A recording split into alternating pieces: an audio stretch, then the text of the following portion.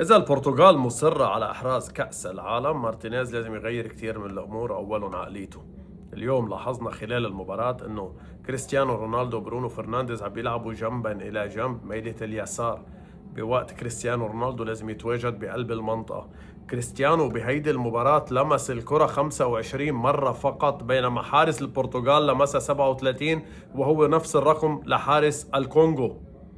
هيدا أمر غريب نوعا ما.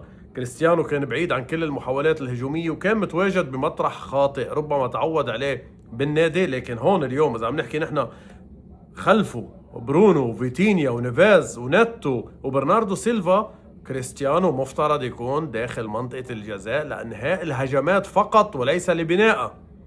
يعني إذا بنشوف الخريطة الحرارية اليوم لكريستيانو ولبرونو بتفكرهم لنفس اللاعب، اثنيناتهم نفس الجهة، وهيدا الشيء عم بيروح جهد وتعب على المنتخب البرتغالي.